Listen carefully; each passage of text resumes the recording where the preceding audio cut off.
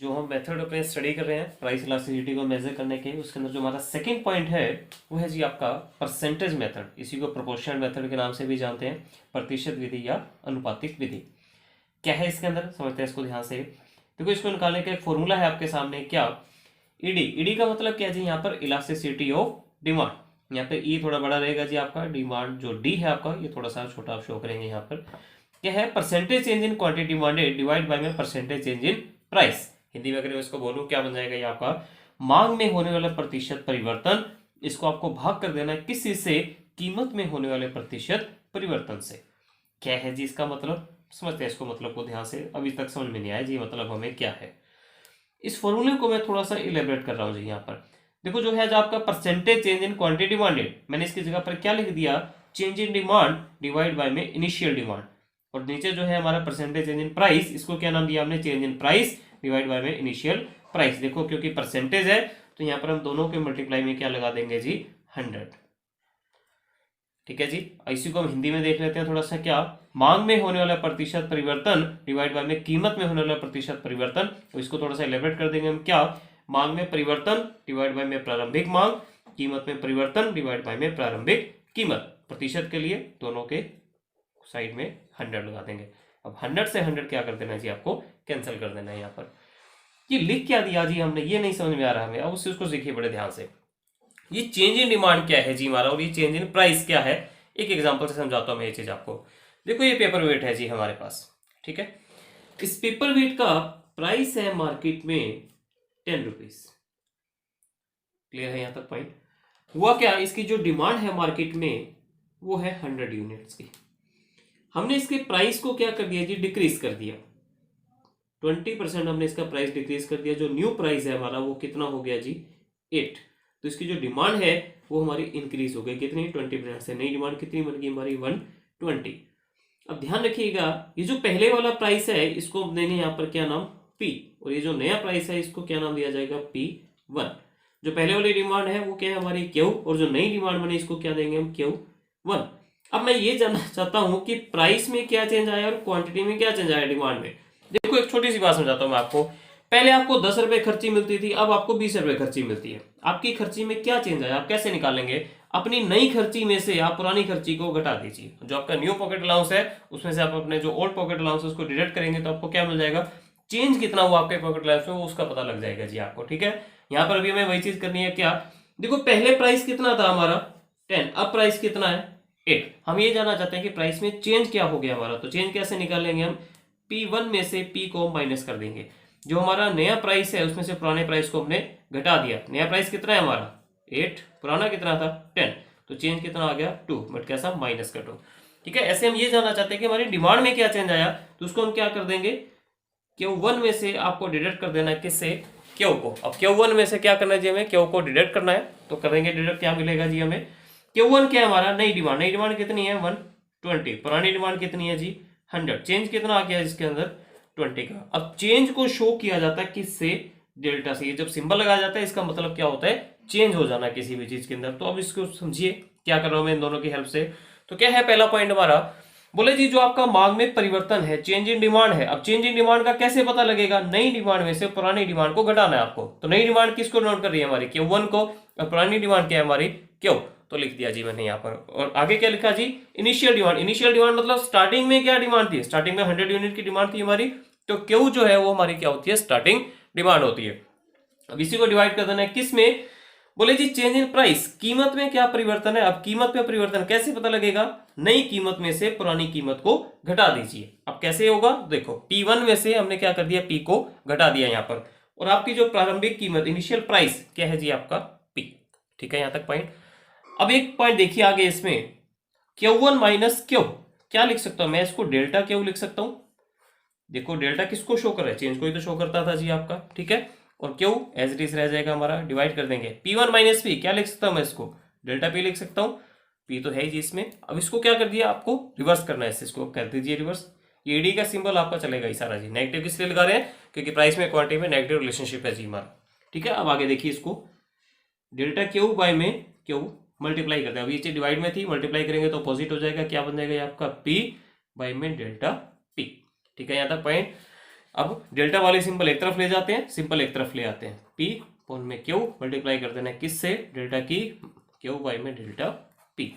चलिए जी, last video में जो हमने डेरिवेशन समझी थी किसकी, परसेंटेज मेथड की, टिल द एंड हम कहाँ पहुंचे थे, इस फॉर्मूले के ऊपर पहुंचे थे जी हम। क्या है ये फॉर्मूला, समझिए इस चीज को ध्यान से। जो भी आपका न्यूमेरिकल पोर्शन रहेगा वो हम इसी फॉर्मूले की हेल्प से आपका क्या करेंगे, सोल्व करेंगे। कैसे, एक न्यूमेरिकल में यहाँ पे सोल्व करके दिखा रहा हूँ जी आपको। उसके बाद जब आपकी क्लासेस स्टार्ट होगी तब आपको ये बड़े डिटेल में न्यूमेरिकल करवाए जाएंगे। तो छोटा सा न्यूमेरिकल जो मैं यहाँ पर समझा रहा हूँ आपको क्या है, देखिए। बोला जी consumer purchase 10 units of a commodity. बोला कोई भी कस्टमर है वो 10 यूनिट्स परचेज करता है किसी कमोडिटी के, व्हेन इट्स प्राइस वाज 5। जब उसका प्राइस कितना है जी आपका 5 है। देखिए इसको ध्यान से, प्राइस कितना है आपका 5, कितनी क्वांटिटी परचेज की जा रही है उसकी 10। आगे क्या कहता है जी आपको, बोले जी he purchase 12 units of the commodity when it's price falls to 4। बोला जब इसका प्राइस 5 से कम होकर कितना हो गया जी, 4 हो गया। अब वो क्या कर रहा है, अब वो इसके 12 यूनिट्स क्या कर रहा है जी, परचेज कर रहा है। करना क्या है जी आपको, इलास्टिसिटी ऑफ डिमांड निकाल के देनी है आपको। तो फॉर्मूला आपके सामने है, स्टेटमेंट भी आपके सामने है। अब कैसे सोल्व होगा देखो ध्यान से। देखो पी कितना था 5, नया प्राइस P1 कितना हो गया 4। ओल्ड क्वांटिटी जो इनिशियल क्वांटिटी कितनी है जी 10, जो न्यू क्वांटिटी है वो कितनी है आपके पास 12। करना क्या है, इन चारों वैल्यू को इस फॉर्मूले के अंदर पुट कर देना। कैसे पुट करेंगे समझो उसको ध्यान से। देखो P स्टार्टिंग क्या दे रखा आपको, P दे रखा है तो P भर दीजिए इसको, कितना 5, क्यों कितना है 10, मल्टीप्लाई कर देंगे। क्या बनना है यहाँ पर आपको, डेल्टा क्यू। याद करो डेल्टा क्यू कैसे निकलता था हमारा, डेल्टा क्यू के लिए फॉर्मूला बनाया था हमने क्या, Q1 में से हम Q को माइनस कर देंगे। Q1 कितना दे रखा है आपको 12, Q कितना दे रखा है जी आपको 10, तो कितना हो गया जी 2। तो डेल्टा Q कितना हो जाएगा जी 2। उसके बाद डेल्टा P, डेल्टा P कैसे निकलता था, P1 माइनस में P, P1 क्या है जी आपका 4, P कितना आपका 5, तो माइनस वन क्या हो जाएगा जी आपका डेल्टा P। निकाल दीजिए इसको, ED और माइनस का सिंबल आगे रहेगा, ध्यान रखना इस इसको कट कर दीजिए इसको, 2 से 2 कट हो जाएगा, यहाँ माइनस का है यहाँ भी माइनस माइनस इंटरसेक्ट हो जाएगा जी आपस में। क्या आएगा जी आपके सामने 1। याद करो 1 किसको डिनोट करता था, यूनिटरी को। ED इज इक्वल टू 1 किसको डिनोट करती है, यूनिटरी इकाई लोच। तो आपका आंसर क्या बन जाएगा, यहाँ पर जो आपकी इलास्टिसिटी ऑफ डिमांड है वो क्या है जी आपकी यूनिटरी है, इकाई लोच है। मेथड कवर कर रहे हैं इलास्टिसिटी के, उसमें जो थर्ड पॉइंट है हमारा वो क्या है जी आपका पॉइंट मेथड। इसी को ज्योमेट्रिक मेथड कहा जाता है, इसी को ग्राफिक मेथड के नाम से भी जानते हैं। बिंदु विधि, ज्यामितीय विधि या ग्राफिक विधि एक ही बात है जी आपकी, ठीक है।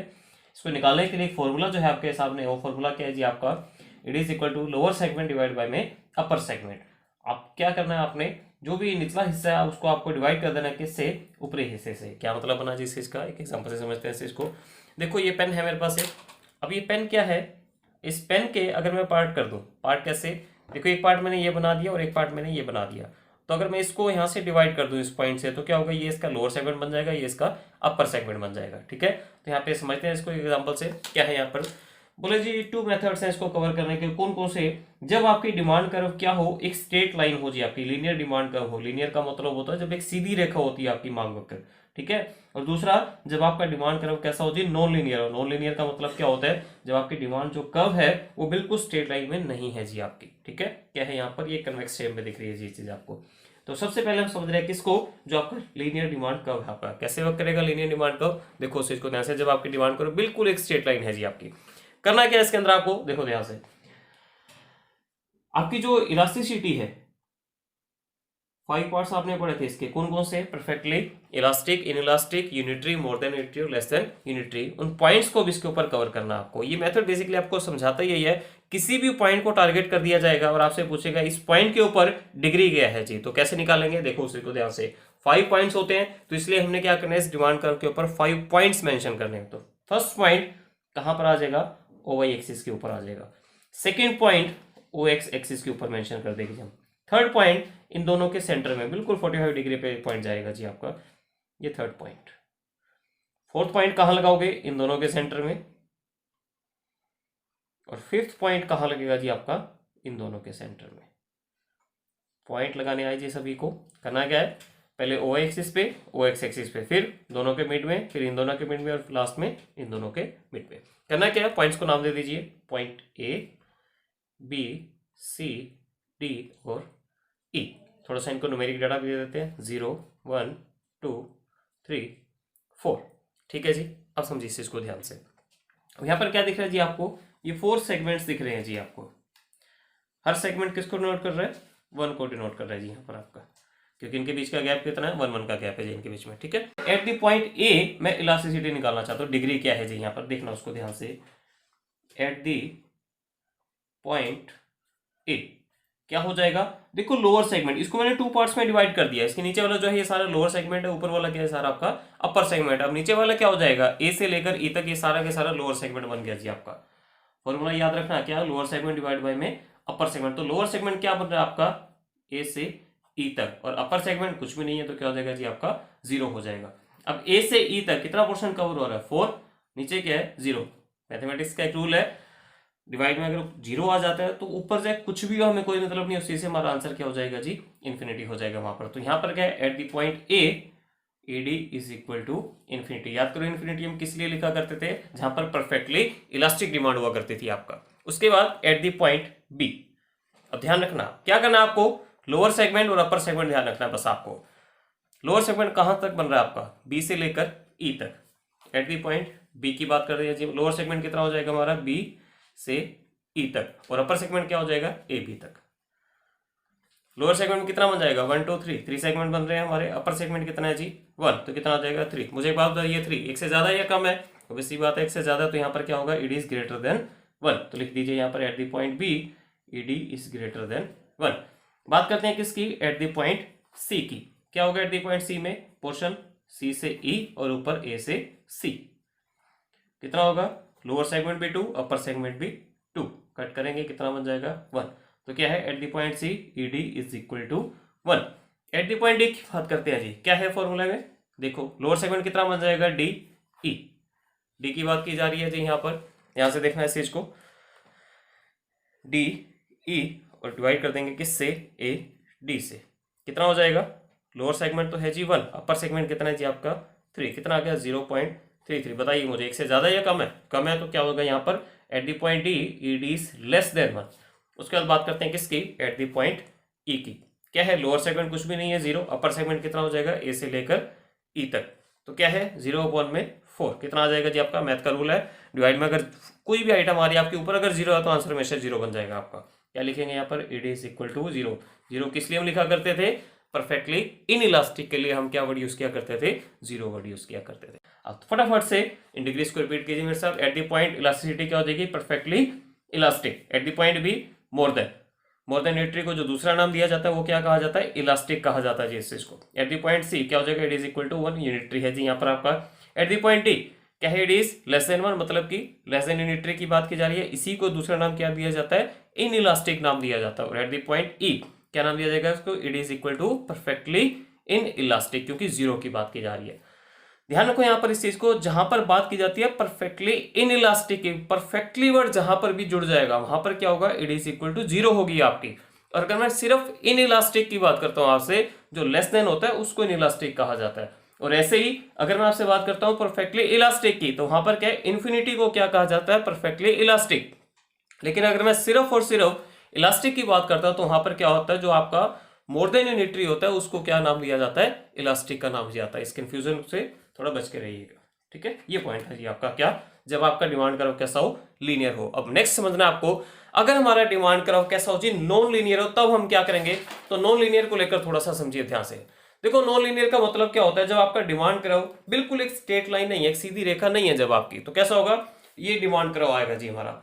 अब सबसे पहला काम जो आपको करना है इसके अंदर, क्या, इस डिमांड कर्व के बिल्कुल साथ में एक टेंजेंट बना देना चाहिए आपको, एक सीधी लाइन बना देनी है आपको। कैसे बनेगी, देखो यहां से एक स्केल का यूज करना है, इस पॉइंट को इंटरसेक्ट करते हुए एक सीधी लाइन बना देनी है यहाँ पर आपको, जैसे मैं बना रहा हूं यहाँ पर, देखो इसको ध्यान से। क्लियर है यहाँ तक कंटेंट। अब होगा क्या, यहाँ एक पॉइंट ऐसा होगा जो इस डिमांड कर्व को क्या कर देगा जी, टच कर देगा। इस पॉइंट पर अब हम क्या करेंगे, अपनी इलास्टिसिटी निकालेंगे। कैसे निकलेगी, देखो ध्यान से, नाम दे दो पहले तो इनको, यहाँ पे मैंने दे दिया नाम P Q और R। ये क्या है हमारा, Y एक्सिस और O एक्सिस। प्राइस मेंशन किया जाता है यहाँ पर, क्वांटिटी मेंशन की जाती है। तो कैसे निकालेंगे इलास्टिसिटी, समझिएगा। एट द पॉइंट Q हम क्या निकालना चाहते हैं, अपनी इलास्टिसिटी निकालना चाहते हैं।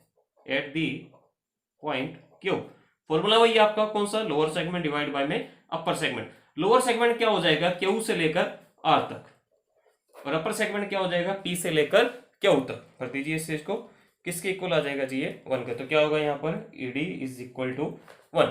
ऐसे ही आप किसी भी पॉइंट के ऊपर अपनी इलास्टिसिटी निकालना चाहते हैं, आप उसको टारगेट कर देंगे। सपोज करो आप इस पॉइंट पे निकालना चाहते हैं, आप इस पॉइंट पे निकालना चाहते हैं, करना क्या, वही पॉइंट, सेम पॉइंट है, एक टेंजेंट बना हुआ अपना, लोअर सेगमेंट डिवाइड बाय में अपर सेगमेंट, आपका क्या हो जाएगा जी, आंसर आ जाएगा। नॉर्मली क्या होता है, हम सिर्फ यहाँ पे यूनिट ही कवर करके चलते हैं अपना। ये था जी आपका पॉइंट मेथड।